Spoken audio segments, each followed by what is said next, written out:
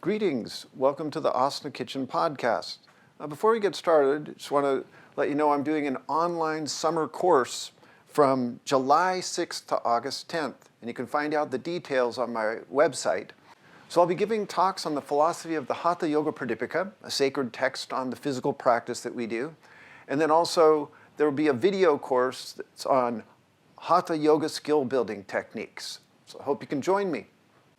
Okay, so when you've created your steady spot, you're in triangle pose, you're in Asana B, what's going through your mind? What are you working on? What's your project? And Ashtanga, it's called the state of the asana. And it's a really unique wording that I like because it's kind of implying that there is a state to be in the asana. And I would say that answering the question, what is the state, is like it represents a main challenge or a kind of central preoccupation. And so it's just the question, what do I do? What is happening there? And I would say it's common to think because you're doing yoga, right? So it's common to think that you do nothing, right? That you get still and you clear your mind and be in the present moment. Okay, but what they don't tell you about those things, about doing nothing or being in the present moment, is that is it's a peak human experience. It's a very rare thing to actually, for a human being to be in the present moment or to do nothing. And so it's a very difficult experience to attain. And so a lot of discipline and technique go into doing nothing.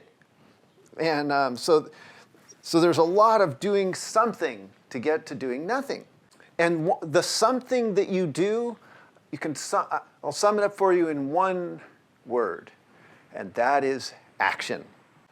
And it's a very specific word in yoga, that you're summoning actions or applying actions to your pose.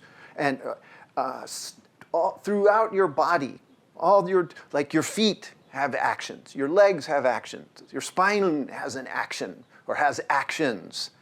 And so you're going through this process of activating your body. I just want to go through with you the actual dictionary definition of action, because it's revealing. So for one thing, it says that, so action is the fact the fact of, a process of doing something. It's the fact of doing something, typically to achieve an end. And then it has these words that go with it, that action is activity, it's work, it's effort, it's exertion. It's an act or a deed, a move, a gesture. So when you're in the state of the asana, you're summoning work, you're applying effort, and you're trying to include your whole body in that work or in that effort. If you're studying with me, you know how much I love the word gesture, which is a movement or an action that's intended to convey a specific idea. Okay, and so part of how you create action in the body is through gesturing with your legs and arms and your spinal column, and you can gesture with your eyes, and even mudras are gestures, so that Uddiyana Bandha is an action, and so are vinyasa, so every transition is a gesture. Okay, and so all of these things are ways that you're creating action in the body. And then I love how the definition of action, it says that it has that qualifier. So it's the fact or process of doing something typically to achieve an end. Okay, and so then let's think about the aim of action. What's the end of action in an asana? Okay, so there's a few ideas. Well, one is in the Bhagavad Gita, it says you have the right to your action, but not to the fruit of it. Okay, so, and that you act for acting's sake alone. And you act without attachment to the results of your action. So when you act in a yoga posture, you're not trying to get a material gain from that. Even though we do, the ego can kind of take over and make it like Marityasana C about binding and trying to do that, achieve that physical thing. But if you do that in your posture, then you're liable to lose track of why you're acting in yoga. Okay, so because in yoga, you act to bring skill to the action. So it's a very amazing thing. It's like you act to get to the purity of action. Like and that's what like samadhi or absorption is. It's to be so fully immersed or engaged in your action that everything else disappears. Okay, and then also you also act. So let's say that, like what we said, that yoga, the goal of doing an asana is to do nothing, or to just still everything. Still your body, still your breathing, still your senses, steady your mind. And in a sense, then it's like eliminating activity and coming to this very silent, still place and having an experience in the present moment. So that's part of the purpose of an action in an asana, is to lead you into that state of nirodha. And then also, if you're thinking about this idea that you act for action's sake, so you're looking for pure action, and then action is also work or effort. And I love this definition of effort. So effort is a vigorous or determined attempt. Okay, so again, there's this, that you're looking for this kind of pure effort, this pure, vigorous, determined attempt to activate. And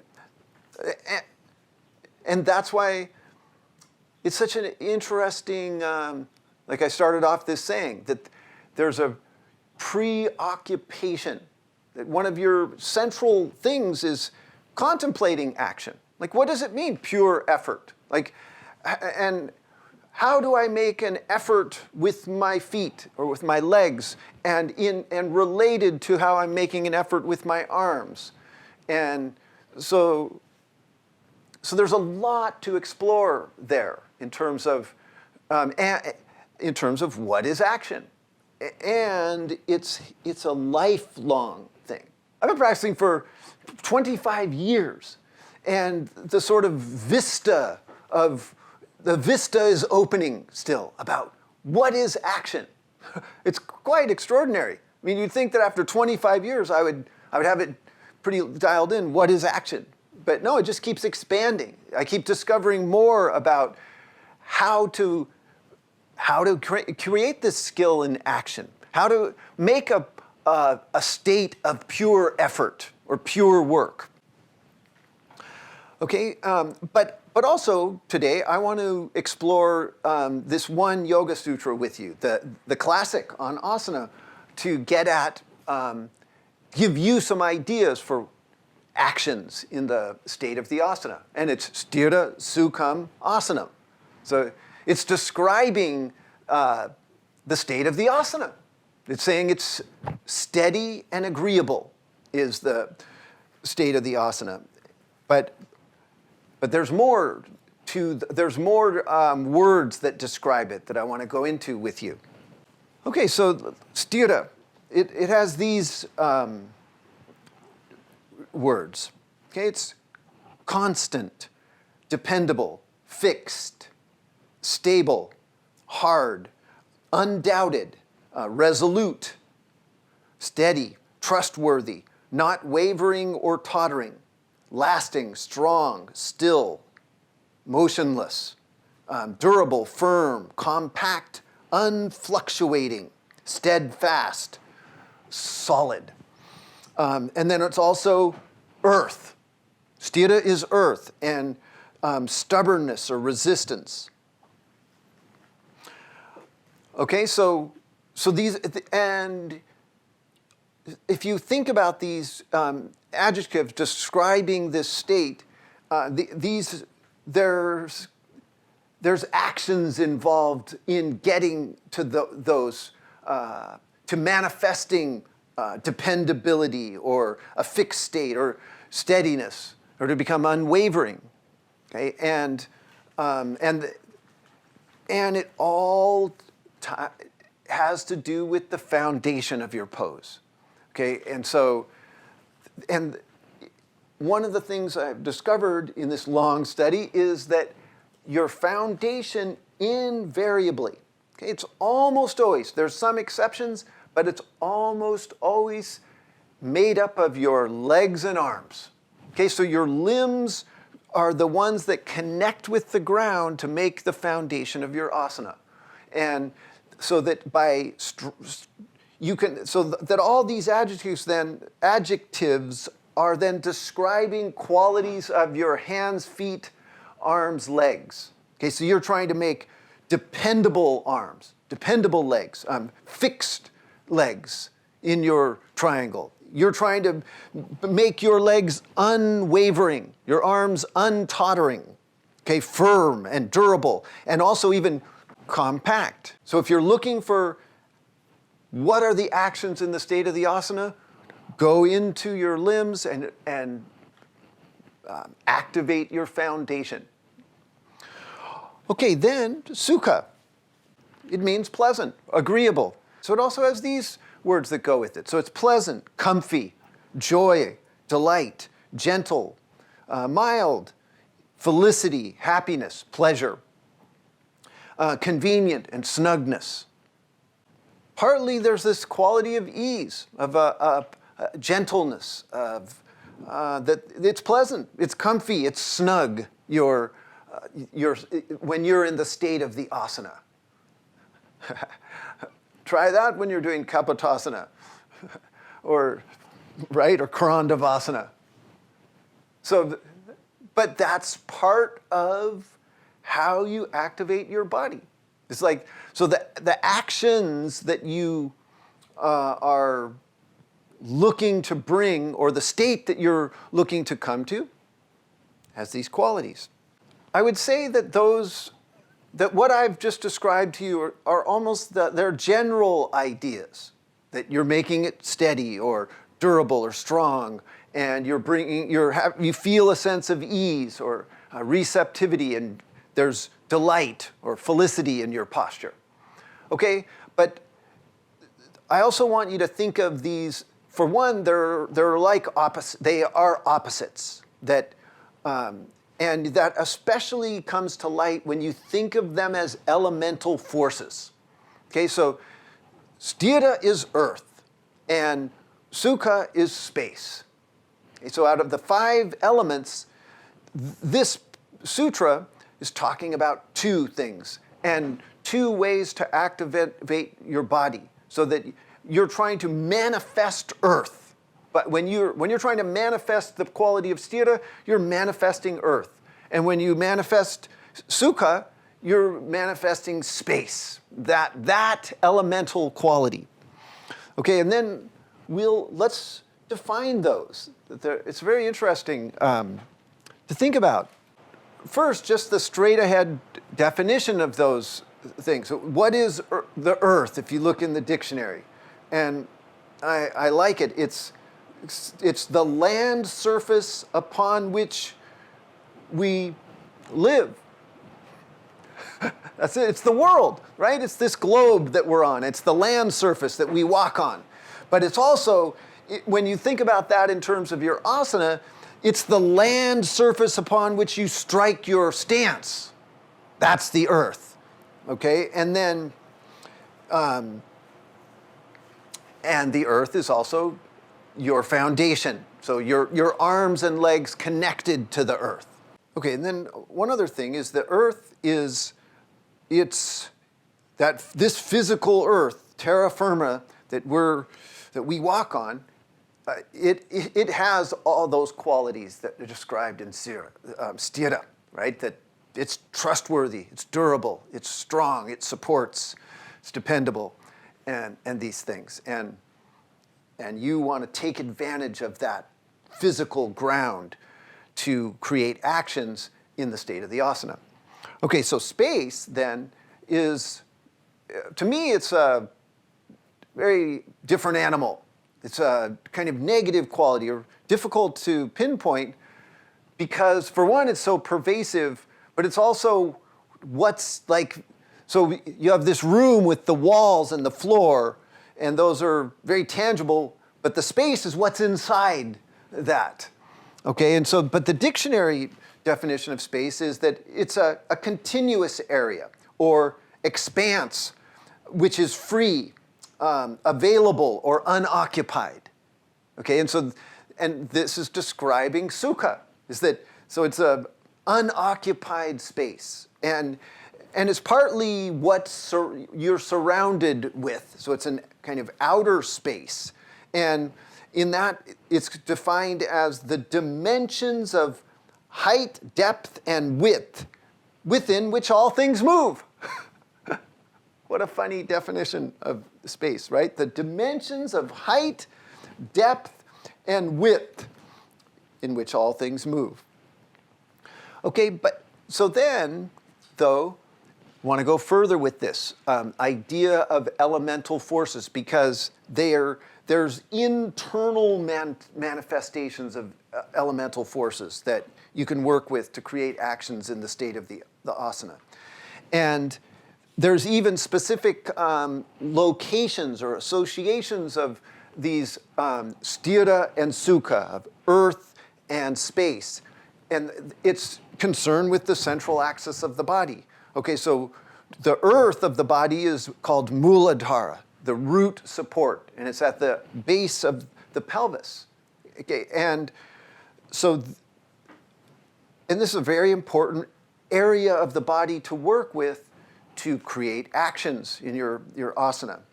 And I'm going to go through with you the definition of mula, because Mooladhara, and because it kind of reveals the qualities of earth inside the body. And so it means, mula means original, the base, root, or origin, source, beginning, firmly fixed, foundation. So Mooladhara, 2 words. And so mula is original, base, root, origin, source, beginning, firmly fixed, foundation. Okay, and dhara is keeping, carrying, sustaining, containing, preserving, possessing, holding, supporting. Okay, so it gets translated as root support, but there's, so it's also like this, the thing that keeps you close to the source, or the thing that is the source. It holds the beginning, this area of the body. So it's also, Mooladhara is, the term itself is it's a reference to the pranic channel, to the main channel, Sushumna. And it's said that when the energy of the body, the prana, the life force, when that is not awakened, when it's dormant, it's sleeping in that chakra, in that Mooladhara area. The energy sleeps. And it's through asanas and breathing and a kind of churning action of expansion and contraction that you're creating with your asanas and breath that you awaken the energy. Okay, and so that you come energetically alive through awakening Mooladhara. And this is how you activate the body in an asana. Study this Mooladhara to answer the question, what does it mean to activate the body in the state of the asana? Okay, and then, so at the other end, you have the palate. It's called kachadi, or ka is space. So it's this element of space, and it's related to the word sukha. So kachadi and sukha are very similar. So ka is space, and chada is maker. And this is the palate area at the top of the axis. that's called the space maker, okay, the sukha maker, and the ease maker, the receptivity maker. And they're opposites, right? So that the earth is this very dense, compact, weighty, fixed kind of element, and it's found down at the base of the pelvis.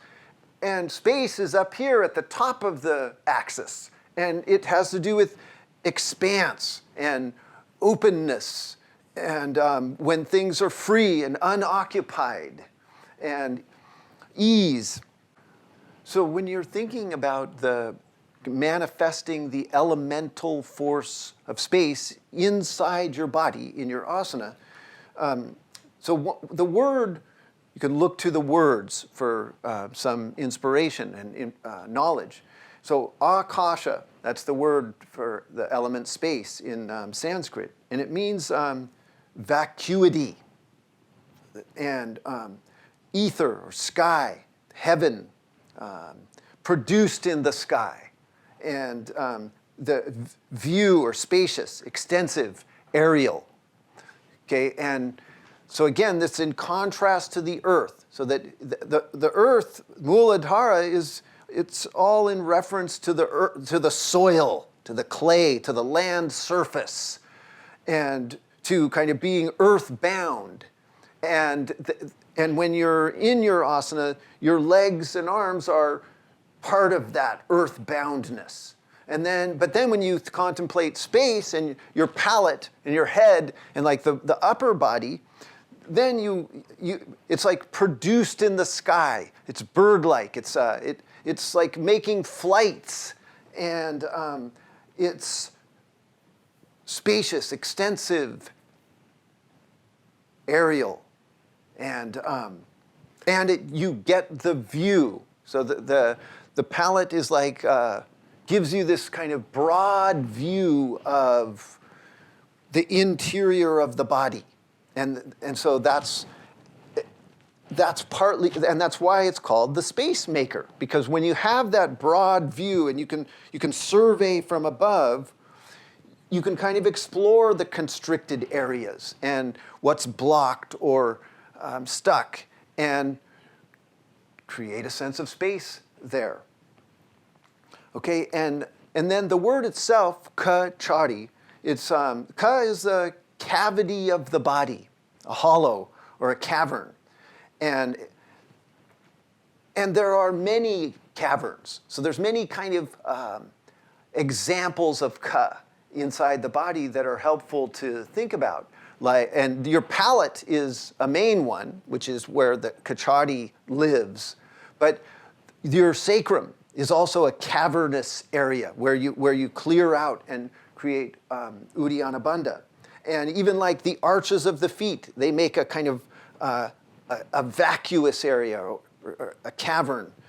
So it's just an interesting way to think about your body and make life, bring your body to life in the asana. Chada, it means making, but it also means walking or wandering about, doing, practicing, proceeding, resembling. And it's like a roamer or a spy or coming near. And so I like that, those different words having to do with this idea of caverns in the body and space inside the body, that you're kind of, through awakening your palate, you're kind of sending the ujjayi breath up into that palate area and broadening it and deepening it and aligning your head over your pelvis along the axis in the asana. Well, then it's a way of kind of walking in space or wandering about in space or coming near to space. So that making space is coming near to it or valuing it, and you like spy on those caverns. You look in and find them and roam about in them and spy them. So Let's find a very interesting exploration, this sthira sukham as Mooladhara and Kachari, as manifesting the earth inside your body, especially along at the base of the axis, and then manifesting space inside the body, especially at the peak of the axis. Okay, so if we go back to the idea of why, or what's the purpose of activating, so that when you make an action, it's something you do that has an aim or a purpose. Okay, and so we went through some of those purpose. It's for pure action that you act, but it's also for bringing about this state of doing nothing, or just being in the present moment, this rare thing for a human being. So to me, it goes from a grosser to a more subtle, and it's reflected in the way that we just talked about it. That a gross way of doing it is just connecting with the ground and bringing this agreeable, kind of spacious quality to your posture. But more and more, you're associating it with the central axis of the body, and with this Mooladhara and Kachari. And this is where those allies that I talk about live, so that you've got the breathing between Mooladhara and Kachari. That's where you inhale and exhale up and down the axis between those 2 points. And Mooladhara is where Mulabandha and Uddiyana Bandha are discovered and brought to life. And then Jalandhara, the chin, is from above the direction of energy downwards. Well, that comes from Kachari. And so as you're moving into a more kind of subtle exploration of sthira and sukham, then you're coming closer to doing nothing. And the bodily position that you achieve, like when you activate your pelvic floor and you've got your limbs kind of supporting that activation of the base and the root. And then when you activate your palate and you succeed in making a spaciousness live throughout the body, well, then the bodily position that you achieve it's conducive to meditation. It's like the iconographical depiction of Shiva in Samadhi, right? His spinal column is, wow, tall and awake, like Kundalini Shakti is flowing up that channel. Okay, and that brings a place of immovability, and it clears the mind. Okay, and so then you can apply those words for sthira and sukham and think of them as mental qualities. Okay, and so we're going to go back and look at that, so that it's not just your body that you're trying to make constant or dependable or unwavering, steady, right? It's your mind. It's your consciousness, the state of the chitta field, the state of your consciousness that you're making trustworthy, steady, still, settled, motionless. I love that. Okay, and then sukha. So sukha is not just a bodily state where your limbs stop quivering and you got an easy pose, right? No, it's a quality of mind. It's a quality of attention, that there's bliss, there's spaciousness, it's gentle and mild, and there's ease in your mind field. Okay, and so both of these qualities of mind, of steady mind, and a mind that is undisturbed, so it's not worried or anxious or fearful, those are what you're looking for in the state of the asana, and they lead to that doing nothing that then kind of reveals to you reality, or how to be oriented here in a very deep, kind of profound sense. And so that you're not fooled by the appearance of things, by the illusion that the superficial presentation of it all. You've kind of pierced through to the depths of the world itself and you in the world. Okay? So